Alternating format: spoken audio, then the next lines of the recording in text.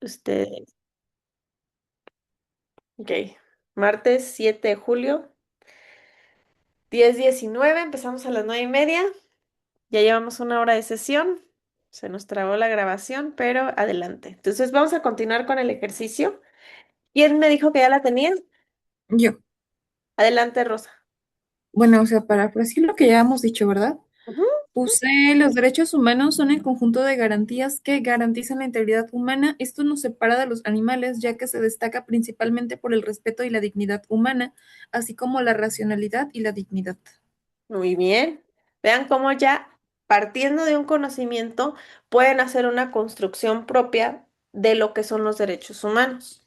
Pero esta construcción propia, ojo, tiene que ser en el primer punto del ejercicio de su primer reto, tiene que ser algo que ustedes entiendan. Luego buscamos definiciones técnicas, doctrinales, pero que nosotros realmente ni siquiera entendemos. Buscamos definiciones filosóficas que tenemos que dar mucho a la interpretación y tenemos que tener un trabajo mucho más profundo.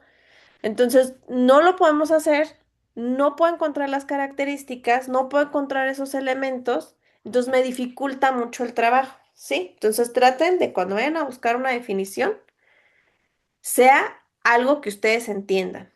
En la primera parte les pide que ustedes construyan su propia definición, ¿sí? Ustedes van a pasar por un segmento de lecciones y esa construcción de lecciones a ustedes les va a dejar un conocimiento y este conocimiento, de ahí ustedes van a poder partir para crear una definición y van a poder complementar con esta parte del ejercicio que estuvimos realizando.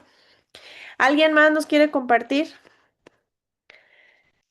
cómo le quedó su definición? Sí, yo puedo compartir la mía. Adelante, Raquel. Em, los derechos humanos son las garantías individuales inherentes al ser humano para proteger y salvaguardar la integridad y la dignidad, separándonos de otras especies animales. ¿Mm? Muy bien, Raquel. ¿Alguien más? ¿Citlali? Ya casi termino.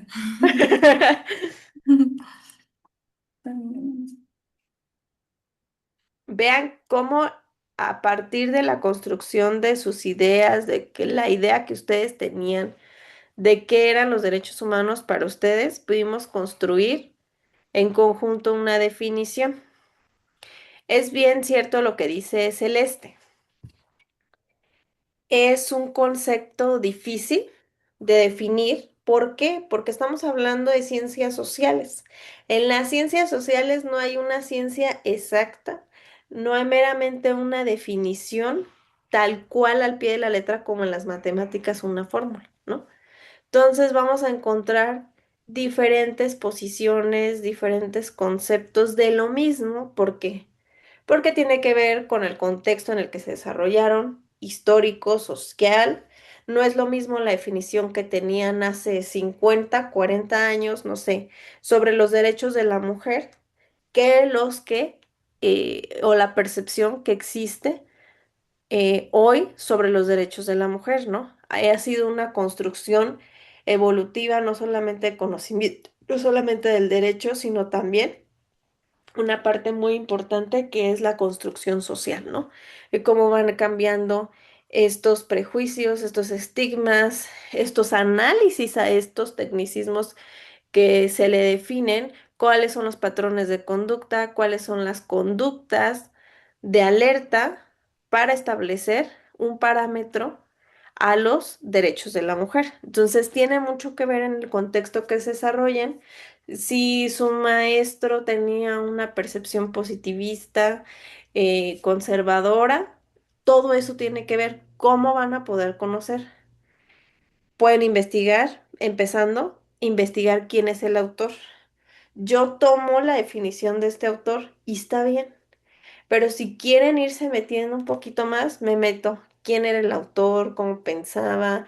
cuál era el grupo en el que desarrollaba para entender un poquito las percepciones que tengo. Y no solamente me voy a quedar con la versión positivista o la versión naturalista. ¿Por qué? Porque tengo que nutrirme incluso del que siempre está en contra de que esto no se desarrolle, ¿no? Tengo que analizar las versiones en contra para yo poder construir elementos y argumentos que fundamenten que en el conocimiento en el que voy dirigido está bien, ¿no? Ok, adelante, Citlali.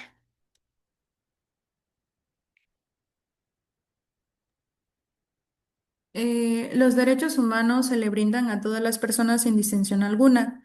Nos distinguen de los animales debido a que nosotros tenemos la capacidad de expresarnos libremente. Y también hablando un poco sobre la dignidad humana, pues se trata de que nadie debe ser tratado como un objeto o un medio para un fin. Ese es mi concepto. Ok, aquí vean cómo Citlali tomó tintes de lo que decíamos, pero ya fue acomodando diversos conectores, le fue agregando palabras, le fue quitando para que su definición se escuchara mejor. Esto es el ejercicio que van a hacer en los argumentos.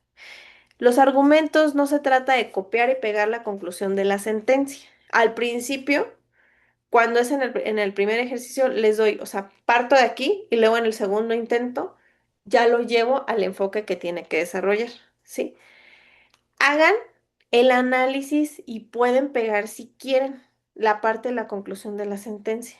Sí, está bien porque tiene datos exactos, etcétera. Pero a eso agréguenle un argumento.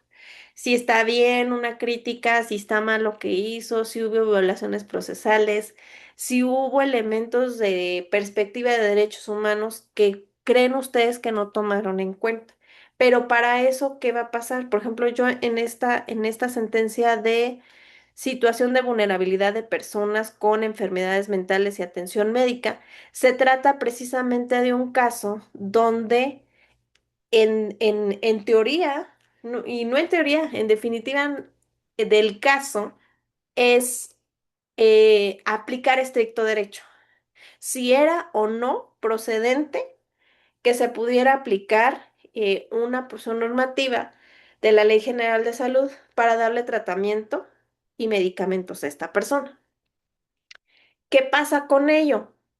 Sí se hace un análisis de estricto derecho, pero cuando yo me voy a los antecedentes, empiezo a investigar qué es un paciente ambulatorio, cuáles son las condiciones en las que tiene que estar un paciente ambulatorio, cuál es la enfermedad que tiene, independientemente de la enfermedad que tiene, cuáles son los medicamentos que son. Entonces me voy metiendo un poquito al sí, sí, no, para yo poder desarrollar esta parte de mi argumento.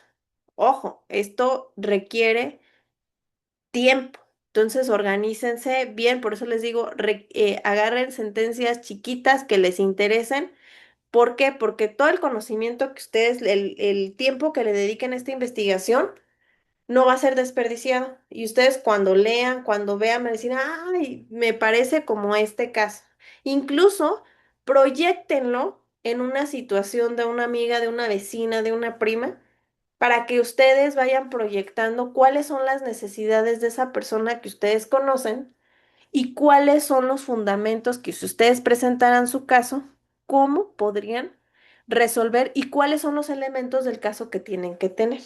Así les va a hacer encontrar las fallas, los pros, los contra, los requisitos que tienen que cumplir, ¿sí? Y ahí van a encontrar los elementos de argumentación.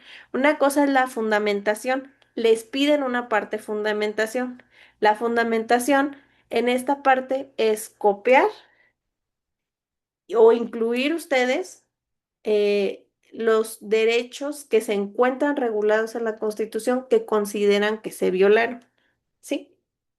Esos van a ser los que pretenden proteger y ustedes van a buscar el numeral y lo pueden desarrollar. Está bien. Si quiero desarrollar mi argumento con fundamentación, ¿qué voy a hacer? No voy a pegar el artículo como tal. Si quiero agregar ya en la fundamentación el argumento, ahora lo que voy a hacer es explicar y desarrollar ¿Por qué creo que ese artículo de la Constitución y ese derecho humano se violó? Y lo voy a explicar y desarrollar. Ahí sí se las voy a valer como que contienen un argumento. Si yo le pongo porque sí, porque ahí dice la Constitución, porque el artículo cuarto de la Constitución decía que tenía derecho a proteger la salud eh, en todo sentido, en el más alto nivel, no estoy explicando cómo es la violación. Entonces, carece de un argumento, tiene fundamentación, pero no está desarrollando esta idea o este al punto que yo quiero hacerle ver al juez, ¿sí? Haz de cuenta que el caso es como sí, pero lo que tú no estás viendo, entonces yo tengo que hacerle ver al juez, lo que tú no estás viendo es que el tratamiento es esencial, la condición del señor está muy mal, las crisis que le dan, etcétera, ¿no? Entonces yo le voy a poner todos estos elementos para que tome ese contexto y pueda proyectar la sentencia a favor de mi cliente y como yo la necesito, porque me puede dar una sentencia así, dénselo, pero no me dice ni por cuánto tiempo ni cómo debe de ser, no hace una regulación mucho más allá, entonces yo lo tengo que llevar a ese punto, ¿sí? Porque muchas veces se apegan a resolver de estricto derecho nada más lo que necesita, entonces yo necesito también generar con el juez esa parte de la calidad de la sentencia, ¿sí? Entonces yo tengo que llevarlo allá. Entonces eso es lo que ustedes tienen que desarrollar. Son ejercicios de análisis de sentencia, pero que al final de cuentas es pues una práctica clínica. Les voy a dar mi definición de cómo me quedó, que es muy parecido a lo que hizo Citlali. Le quité elementos, le puse conectores y utilicé más o menos lo que ustedes, es más bien todos los elementos que ustedes dijeron. Yo no, yo sí no le agregué nada porque quería ver cómo podíamos hacer esta transformación. Mi definición quedó así. Los derechos humanos se definen como el conjunto de prerrogativas inherentes al ser humano que garantizan el respeto a la dignidad, un elemento que nos diferencia de los animales. Estas garantizan y salvaguardan la integridad humana, dando la integridad humana, dado un respeto al ser humano y a uno mismo. Entonces yo traté de tomar ciertos elementos que sonara más o menos estrictamente lo que decía, pero cambiando algunos conectores. Lo que yo hice es parafrasear.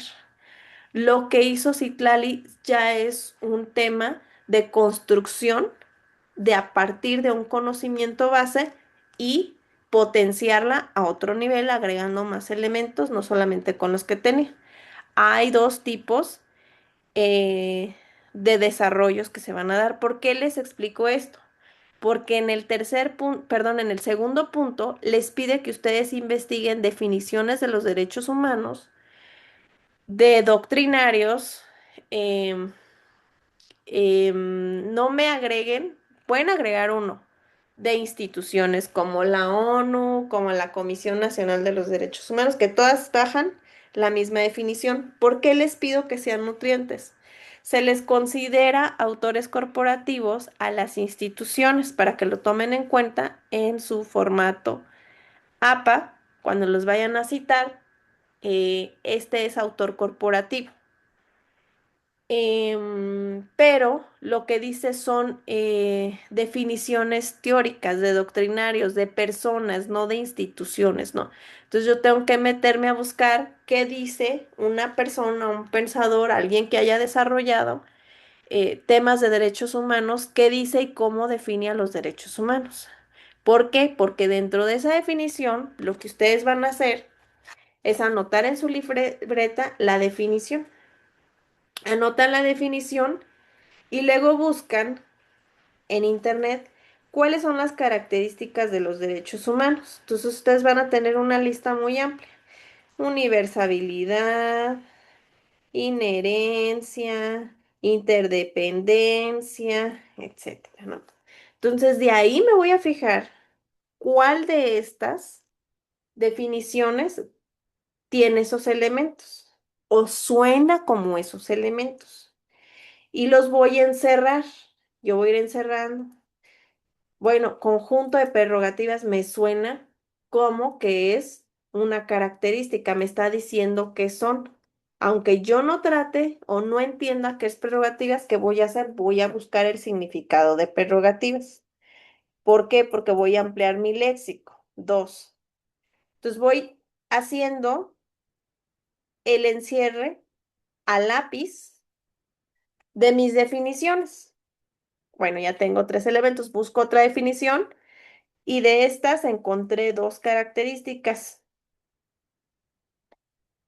De esta encontré otras tres. De esas me voy a fijar cuál, cuáles tienen en común. No, pues nada más tienen la universalidad. Ah, bueno. Número uno, característica que tienen en común, universabilidad. Y voy a desarrollar en donde se encuentra en la primera parte cuando habla Pérez Nuño de que los derechos humanos son para todos, independientemente de la raza, condición, etcétera, ¿no? Entonces ahí ya voy uniendo. ¿Qué hago? Conozco cuáles son los elementos básicos que definen a los derechos humanos. Trato de relacionar esos elementos como se verían en una definición. Conozco lo que son autores y esos autores definen a los derechos humanos totalmente distinto. Hay veces en trabajos en los que no hay ninguna definición en común y se dice en las cuales no se encontró una definición en común en las tres. Y en esa parte ustedes pueden enlistar las características que ustedes encontraron, pero arriba haciendo la leyenda que no se encontró relación. ¿Por qué? Porque aquí yo califico más que solo que me enlisten las del internet, que ustedes conozcan estos diversos elementos, estas diversas características, a través de 100 formas de decirlas en palabras de los autores. ¿Sí? Entonces esto les va a ampliar mucho mayor la perspectiva, que una definición, un elemento, no solamente lo van a encontrar como una fórmula matemática tal cual, estrictamente en el derecho, ¿no? ¿Sí? Por eso la Constitución y los derechos humanos, sobre todo esta materia, es mucho de interpretación, ¿sí? De ver derechos, de ver desarrollo de esos derechos, mucho más allá, donde la Constitución solamente establece dos elementos. Por ejemplo, en el artículo cuarto de la Constitución establece que todas las personas tenemos derecho a la salud y dice que esta salud debe de ser integral, pero que el Estado podrá definir las pautas y la forma en la que se puede dar. ¿Qué le da o qué le deja a la autoridad? Que ella puede crear un sistema de salud estructural para determinar las condiciones de cuándo, cómo y establecer un sistema de salud de cómo se va a garantizar. Entonces, ¿qué elementos me deja fuera? Pues que la autoridad dice, ¿sabes qué? No puedo cumplir con todo, entonces vamos a hacer un catálogo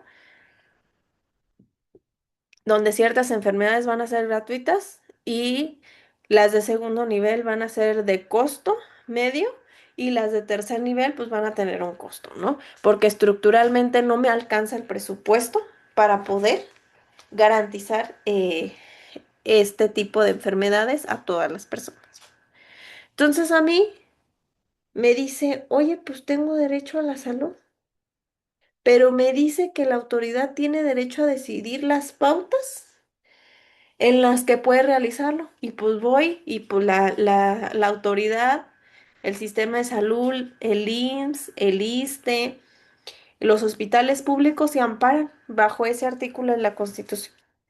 Y pues, ¿qué hago yo? Pues me toca pagar gasas, procedimiento quirúrgico, operaciones, es material, medicinas, ¿no? Entonces, los tratamientos de estas enfermedades, de estos procedimientos, pues ya no se están garantizando y ya no son meramente gratuitos. Entonces, ¿qué puedo hacer yo? Si bien la Constitución le da una pauta normativa para que establezca un sistema de salud, nunca le dice que tiene derecho a prohibir y no garantizar. Establece la obligatoriedad para todas las personas sin distinción de nacionalidad, sin distinción, de raza, sexo, incluso de condición económica, ¿sí? Porque no importa si una persona con un nivel adquisitivo llega a urgencias, no, ese señor no lo atiendan porque pues él puede ir a un particular, pero está llegando a urgencias, un hospital público donde se le debe de atender a cualquier persona, aun cuando él está en posibilidades de poder pagar un particular, ¿sí?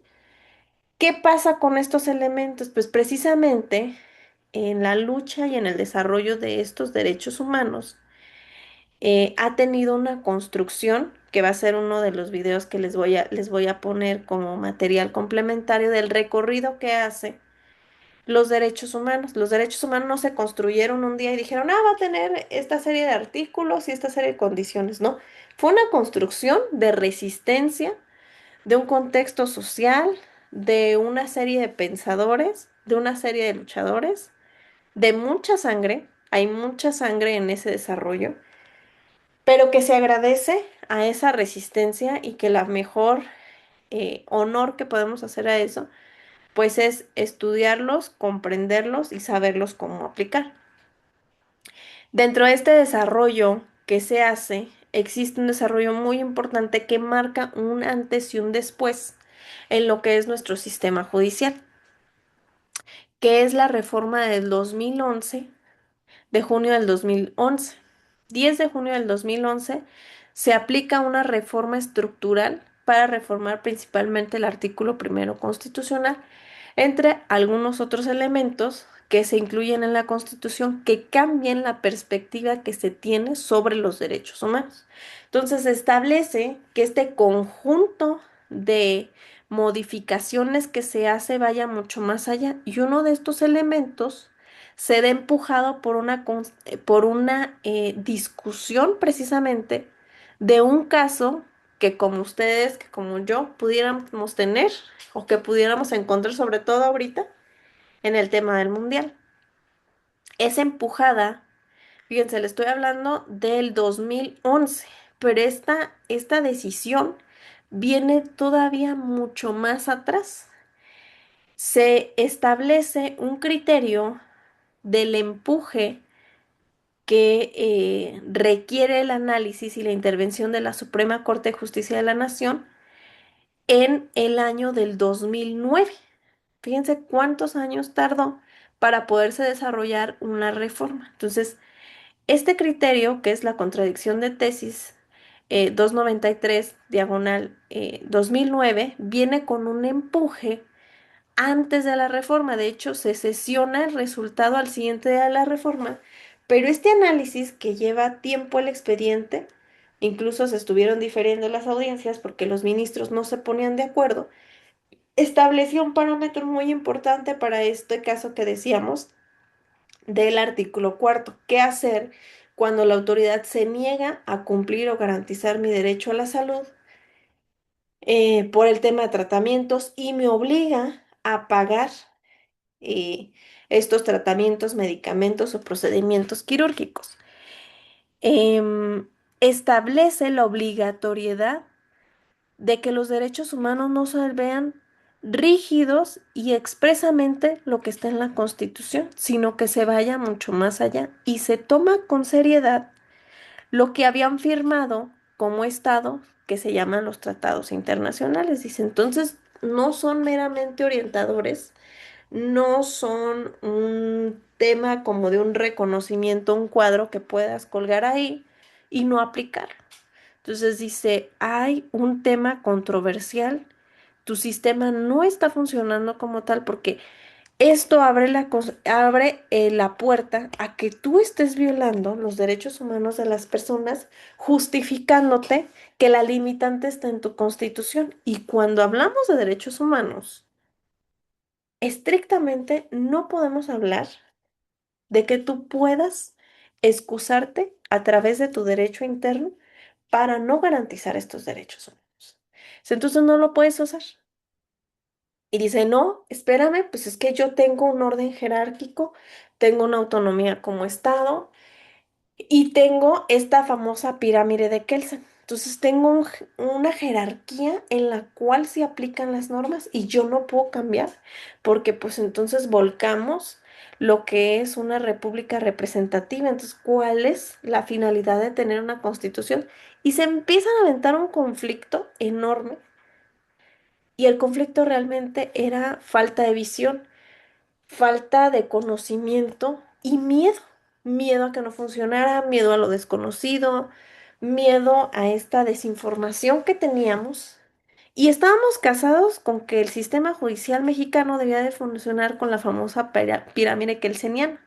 Esta pirámide kelseniana donde nada más en la punta estaba la Constitución y únicamente la Constitución. Y todo lo que estuviera para abajo no se podía aplicar si no estaba en la Constitución, ¿no? Si había una contradicción en el tema de la Constitución, no, porque aquí lo dice la Constitución. Hace algún tiempo tomé un seminario, se los recomiendo mucho, son 100% en línea, los seminarios de la Suprema Corte de Justicia de la Nación. Y precisamente un historiador hablaba sobre esta parte que había aparecido en nuestro sistema mexicano y no venía precisamente a guardar una autonomía como tal. Este caso se gesta y esta limitante, que nosotros en este momento ya lo veíamos como una limitante, fue mucho más atrás. En realidad, quienes crearon la Constitución no quisieron decir que no podría existir un parámetro, porque ya existía un desarrollo de inicios de los organismos internacionales. No querían decir precisamente que no pudieran pasar sobre ellos, sino que pusieron ese artículo en la Constitución y establecieron ese orden jerárquico por un episodio complejo que tuvimos como sociedad, como pueblo mexicano, ante las diversas invasiones que tuvimos. Entonces dice, ¿sabes qué? Vamos a ponerle un freno a los extranjeros y pone este artículo así. Entonces eso dejaba una puerta que se interpretó por mucho tiempo mal, estableciendo que la jerarquía de la Constitución debía estar por encima y no dejaba pauta a otro desarrollo, incluso que la Constitución era la última palabra, incluso ella misma estuviera en contra, ¿no? Entonces, habla un desarrollo muy importante y sobre todo para el tema de los derechos humanos y sabes que esto no puede ser. ¿Por qué no puedes homologar? Precisamente esa es la finalidad de los tratados internacionales, homologar todas las constituciones para que se cumplan los derechos humanos al más alto nivel. Y no me puedes estar estableciendo que tú la constitución y nadie más. No, no, no. Interprétalos, trata de desarrollarlos en este tema. Entonces, los integra y es así como abre la puerta a que nosotros acudamos precisamente a estos mecanismos judiciales para promover, en este caso, que vamos a ver, amparo en revisión 251 diagonal 2016 establece que una persona en situación de vulnerabilidad de las personas con enfermedades mentales y atención médica tengan el derecho de demandar al Estado para que interprete el artículo cuarto constitucional a la luz de los tratados internacionales, es decir, que no establezca una limitante bajo su esquema de catálogo universal de enfermedades y saque diversos tratamientos o diversos padecimientos para evitar ser tratados y garantizados, porque dejaba la puerta a la discriminación y a la no gratuidad y no garantización del derecho a la salud, o era garantizado de forma deficiente o a la mitad. Entonces, una de las características que tienen los derechos humanos es la indivisibilidad. No puedes partir ese derecho en dos. ¿sí? Es un solo derecho y solo derecho se relaciona con otros derechos. Entonces, si pones en peligro el derecho a la salud, vas a poner en riesgo el derecho a la vida. Dice, entonces, ¿sabes qué? También pones en riesgo la dignidad humana. Entonces, no le estás dando dignidad. Esa relación de derechos no puede ser, entonces, interprétalos a la luz de los tratados internacionales. Entonces, aquí, en este caso, pues los derechos, principalmente a discutir, era el derecho a la salud, a recibir medicamentos, derecho a la petición y de, el principio pro persona. Entonces estaba mal interpretado. Entonces ay, no, en esta sentencia establece que si era o no aplicable la limitante que ponía la institución. Pero en los antecedentes ustedes pueden ver que decía, o sea, no bastaba con que le dijera que no. Aquí el tema era que la autoridad utilizó un parámetro em, desplazado y que no se aseguró de garantizar el procedimiento. Si bien, por ejemplo, en esta parte se escudaban la autoridad o la institución de que no le daban medicina porque lo iban a referir a una atención superior, una atención de segundo nivel, y que por ende, pues no estaban obligados a darle ningún tipo de medicamento. Entonces, esta persona pues era diagnosticado con varios padecimientos eh, de salud mental o varios padecimientos mentales por el mismo Instituto Nacional de Psiquiatría. Solicita en el año del 2013 al instituto los medicamentos necesarios para tratar estos padecimientos. Ojo, y estos padecimientos fueron diagnosticados y estos tratamientos y medicamentos fueron prescritos por esta misma institución, pero le da de forma limitativa. Dice, como eres un paciente ambulatorio, es decir, que no estás más de 24 horas, no te puedo dar medicamentos, te puedo recetar lo que necesitas, pero vete a tu casa y cómpralos. Dice, no, o sea, ¿cómo no me vas a dar el medicamento? No, dices que no están considerados los medicamentos para perdón, para pacientes ambulatorios, solamente los que requieren internamiento, que están más de 24 horas, pues sí, se les da medicamento. Dice, pero a ver, yo tengo una crisis y esta crisis, según los protocolos médicos, no necesariamente necesitas llegar a un estado de crisis de alto nivel para que te logren internar. Puedes tener una crisis extrema de ansiedad que requiere regulación emocional, empatía del doctor y algunos ansiolíticos, ¿no? Entonces, ¿por qué? Porque este es el primer nivel de una crisis y esta crisis va subiendo y puede terminar en un suicidio. Incluso nosotros los profesores nos están intentando capacitar para el tema de los primeros auxilios psicológicos, precisamente porque somos una atención de primer nivel y que podemos estar más en contacto precisamente pues con alumnos que tengan algún problema y que ese problema, si no le damos atención de primeros auxilios, pues puede transformarse en algo más, ¿no? Entonces, ahí como los protocolos médicos que tenían era grave, no grave, pues no te damos tratamiento. O sea, te lo prescribo, pero hazle como puedas. Entonces, se colocaban en una laguna para ellos bajo una norma oficial mexicana donde les abría la pauta que dentro del protocolo, pues esa era la forma de actuar. Y dice, a ver, sí podías referirlo, pero en lo que lo referías, en lo que lo tratabas, tenías que haberle dado medicamentos. Entonces, ¿para qué le prescribes un medicamento que necesita? Sí, no, pero es que no se lo puedo dar. Dijo, sí se lo tienes que dar. Dijo, y no hay justificación. ¿Por qué? Porque estás discriminando al paciente por el simple hecho de que no llegó grave. Entonces lo estás poniendo en un grado de exposición donde hasta que no llegue en un estado de crisis o con un intento de suicidio, es que tú le vas a dar tratamiento, internamiento y medicamento. Dice, y no puedes arriesgar la vida de la persona.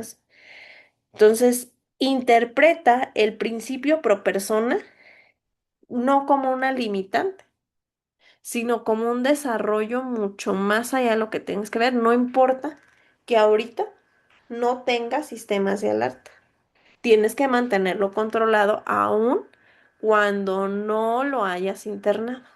Esa era la disputa. Y hoy, con la pandemia, con el estrés, con las mecánicas, sobre todo, por ejemplo, en el embarazo, muchas mujeres tienen el tema de la depresión postparto y es generado por muchas condiciones emocionales, cambios hormonales y pues uno de los factores muy importantes es que te privas del sueño más de 6 meses.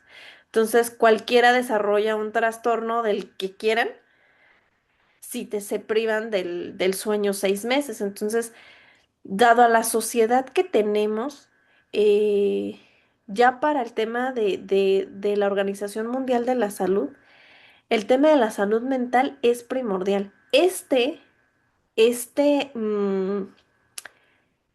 caso se resuelve en 2016, mucho antes de la pandemia, pero les juro que marcó un antes y un después en el tema del diagnóstico de lo que son las enfermedades de salud mental, porque este fue uno de los precedentes tan importantes para que se ay, se me fue la palabra, se dejara de estigmatizar a las personas que padecían algún tipo de condición mental, que se hablara mucho más de ello, que se pusiera mucho más énfasis en este tema, porque había un alto grado de suicidios, no les daban trabajo, sufrían mucha discriminación y precisamente una de las discriminaciones era que como al no tener un padecimiento físico, no requerían tratamiento ni medicamentos. Entonces, gracias a esto, marca un precedente muy importante para todos nosotros, principalmente lo que pues se viene después de la pandemia, el 2022, los niños que a muy temprana edad empiezan a ser diagnosticados con trastorno de ansiedad, ¿no? Entonces, hay niños de 4, 5, 6 años que desarrollaron a raíz de la pandemia trastorno de ansiedad. Por ejemplo, mi hijo tenía 5 años cuando lo diagnosticaron con trastorno de ansiedad. Y en la escuela lo seguían viendo como un tabú. O sea, como de, ay, no, pues nomás está nervioso. O lo regañan mucho. O ay, o sea, no le daban como el impacto que debería de tener.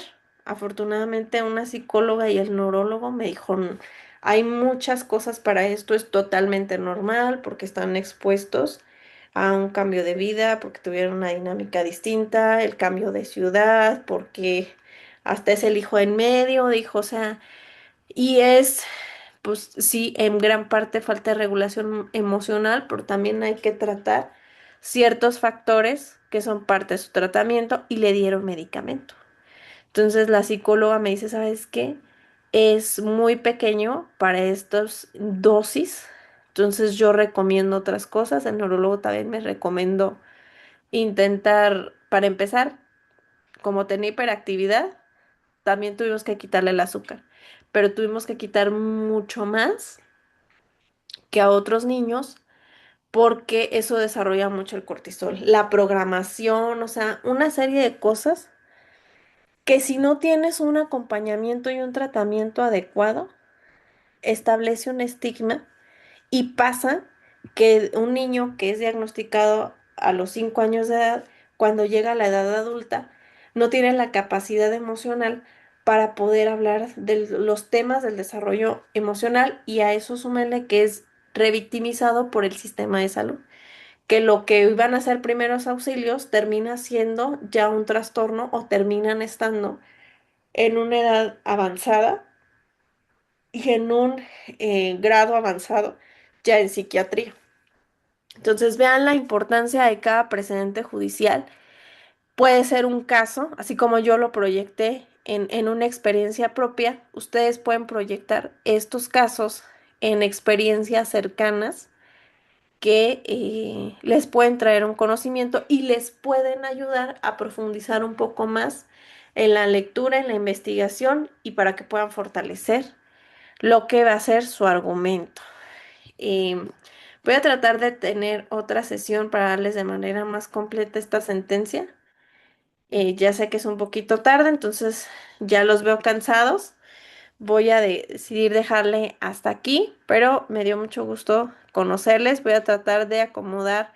La siguiente semana nos ponemos de acuerdo en el foro para establecer el día en el que quieren otra parte de la sesión. ¿Les parece?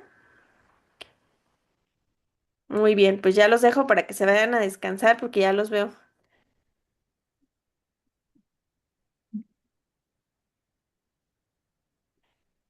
cansados. Muy bien. ¿Tienen alguna duda? ¿No? ¿Todo No. bien?